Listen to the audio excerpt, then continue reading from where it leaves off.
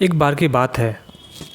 गौतम बुद्ध अपने ध्यान में बैठे थे कि वहाँ पे एक आदमी आया और ये आदमी अपने आलसीपने से बहुत परेशान था। आलसी आदमी गौतम बुद्ध से बोला, महात्मा जी, मेरी मदद कीजिए। मैं अपने आलसीपने से बहुत परेशान हूँ। आप ही कोई उपाय बताइए जिससे मैं आलसीपने से छुटकारा पा सकूँ। तब गौतम बुद्ध ने कहा, पहले मुझे ये बताओ कि तुम्हें क्यों लगता है कि तुम आलसी हो। तो आलसी आदमी बोलता है,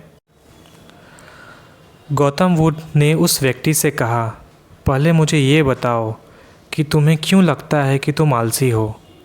आलसी आदमी बोलता है, सिर्फ मुझे नहीं, मेरे परिवार वालों को भी, मेरे आसपास के सभी लोगों को ऐसा लगता है कि मैं आलसी हूँ। गौतम बुद्ध ने फिर से उससे पूछा, क्या तुम जानते हो आलस क्या होता है। आलसी व्यक्ति बोला, मैं नहीं जानता किंतु आलसी व्यक्ति बोला, नहीं, मैं नहीं जानता, किंतु मैं इतना जानता हूँ कि आलस बहुत बुरी चीज़ है। इसी वजह से मुझे बहुत नुकसान हुआ है जीवन में। गौतम बुद्ध बोलते हैं, जिससे परेशानी है, तुझे छुटकारा पाना चाहते हो। गौतम बुद्ध बोले, जिस परेशानी से तुम छुटकारा पाना चाहते हो, पहले उसके बारे में पूरी जानकारी लोगो तो उसे छुटकारा पाना आसान हो जाएगा। आलसी व्यक्ति बोला, नहीं, मैं नहीं जानता, किंतु मैं इतना जानता हूँ कि आलस बहुत बुरी चीज़ है। इसकी वजह से मुझे बहुत नुकसान हुआ है जीवन में। गौतम बुद्ध बोले, जिस परेशानी से तुम छुटकारा पाना चाहते हो, पहले उसके बारे में पूरी जानकारी ले लो तो उससे छुटकारा पाने में आसानी होगी। आलसी व्यक्ति बोला, भगवान, इतनी बुद्धि तो मुझे में नहीं है। आप ही मुझे इस समस्या के बारे में जानकारी दीजिए। गौतम बुद्ध बोले, आलस एक मानसिक अवस्था है, एक विचार है जिससे जानने अनजाने में हम खुद ही जन्म देते हैं। आलस तो दो मूलभूत कारणों की वजह से ही जन्म लेता है, एक है शारीरिक और एक है मानसिक। शारीरिक कारणों से पहले कारण है गलत तरह से भोजन, और हम सभी जानते हैं कि हमारे शरीर की भोजन से ऊर्जा मिलती है। शारीरिक कारणों में पहला कारण है गलत तरह से भोजन। हम सभी जानते हैं कि हमारे शरीर को भोजन के लिए ऊर्जा मिलती है, और यह ऊर्जा सजीव चीज़ों से मिले तो अच्छी, यानी प्राकृतिक रूप से जो हमें भोजन की वस्तुएं प्राप्त होती है, उनसे अगर यह ऊर्जा मिले तो हमारे शरीर इनसे अच्छी ऊर्जा प्राप्त करती है। उसके उलट यदि हम निर्जीव वस्तुओं से ऊर्जा प्राप्त करते हैं तो यह हमें आलस की ओर लेके जाता है। दूसरा कारण, हमारे शारीरिक गतिविधियाँ भी हमें आलस के चंगुल में फंसा सकती है। गौतम बुद्ध ने आलसी व्यक्ति को अपने शिष्यों की तरह इशारा करते हुए कहा कि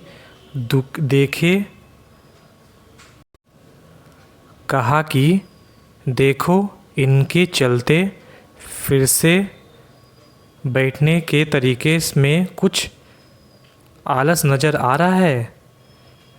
जब आलसी व्यक्ति कुछ समझ नहीं पाया, तब गौतम बुद्ध ने कहा, मेरे शिष्य जब भी बैठते हैं तो वे रीढ़ की हड्डी को एकदम सीधी रखते हुए बैठते हैं, चलते हैं, और उनके दोनों पैरों के बीच अच्छे से संतुलन बना रहता है, और जब वो सोते हैं तो उनका शरीर एकदम सीमित रहता है। ऐसा करने ऐसा करने से उन्हें रात्रि में एकदम सही तरीके से नींद आती है। आलसी व्यक्ति बोला, लेकिन नींद तो आलस का की एक स्वरूप है। बुद्ध बोले, हाँ, अगर उसे ज़्यादा मात्रा में लिया जाए तो। बुद्ध ने इस बात को आगे बढ़ाते हुए कहा, नींद कम मात्रा में लोगे तो तुम्हें आलस दिन थकान महसूस होगा और ऐसा करने से ज़्यादा आलस शरीर में आएगा। नींद ज़्यादा लोगे तब भी यह परिमाण होगा। इसलिए नींद को ना ज़्यादा ना कम, एकदम सही मात्रा में लेना अति आवश्यक है। आलसी व्यक्ति बोला, हाँ, ये तो मैंने भी अनुभव किया है। बुद्ध बोले, अब मानसिक कारणों के कारण बारे में जान लो। बुद्ध बोले, अब मानसिक कारणों के बारे में जान लो। मानसिक कारणों से सबसे पहले है हमारी पुरानी गलत धारणाएं। अक्सर ऐसा होता है कि हम पहले जिन कामों में असफल हो चुके हैं, हमारे अंदर ऐसी भावनाएं बन जाती है कि हम उस काम में हमेशा असफल होते रहेंगे, जिस वजह से हमें उस काम को करने से आलस आता है। ऐसा धारणाओं से छुटकारा पाने के लिए एकमात्र उपाय है कि हमें अपने मन को यह समझाना चाहिए कि पिछली बार हम जब उस काम में असफल हुए थे तो हम उस काम के बारे में उससे ज़्यादा जानते हैं, क्योंकि असफल होने के बाद हम उससे काफ़ी कुछ सीख भी सकते हैं। बुद्ध बोले, दूसरा कारण आलसी और कमज़ोर लोग की संगत। बुद्ध बोले, दूसरा कारण आलसी और कमज़ोर लोगों का संगत। कई बार ऐसे होता है कि हम आलसी नहीं होते, मगर जिनके साथ हम रहते हैं हम उन जैसे बनते लगते हैं। उनसे छुटकारा पाने का उपाय बहुत सरल है। कामचोर और आलसी व्यक्ति से दूर रहो। ऐसे व्यक्तियों की संगत में रहो जो अपने काम को बड़ी लगन से करते हैं और तुम्हें कुछ सिखा पाए। गौतम बुद्ध ने तीसरा कारण बताते हुए कहा, यह कारण आलस के लिए सबसे पहले बड़ा कारण है।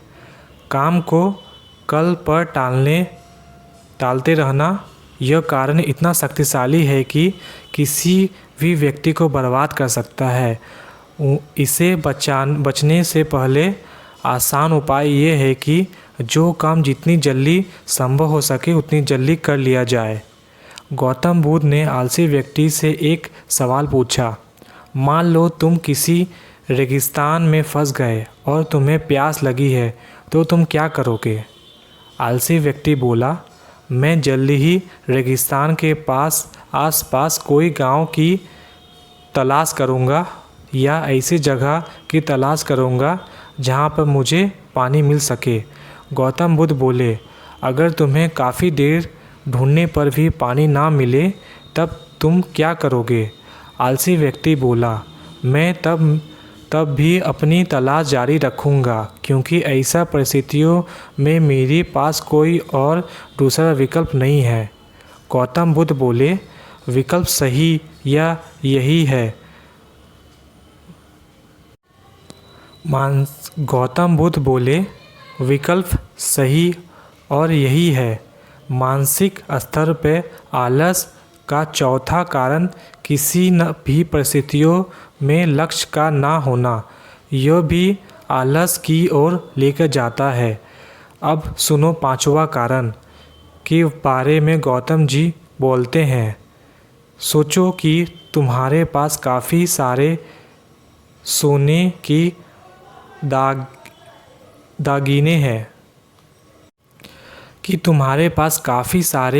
की दागीने हैं जो तुम्हारे एक जगह से दूसरे जगह ले कर जाना है।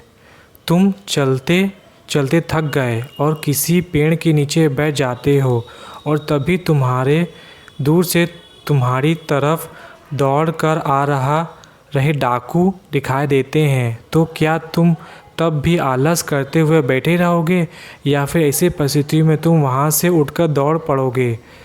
आलसी व्यक्ति बोला, जी मुझे वहाँ से दौड़ना आलसी व्यक्ति बोला, जो मुझे वहाँ से दौड़ना ही पड़ेगा, नहीं तो मेरी जान और सोने की दागियाँ दोनों खतरे में पड़ जाएगी। बुद्ध बोले, यानी कि तुम्हारे पास एक ठोस वजह होगी दौड़ने के लिए। यही है आलस का पांचवा कारण, किसी भी काम के लिए ठोस वजह का ना होना। आलसी व्यक्ति महात्मा बुद्ध की बातों से संतुष्ट हुआ। वो बोला, महात्मा जी, मैं अब आलस के बारे में सब कुछ जान चुका हूँ और अब मैं इन सभी कारणों पर काम करूँगा और अपनी आलस को दूर भगा दूँगा। दोस्तों,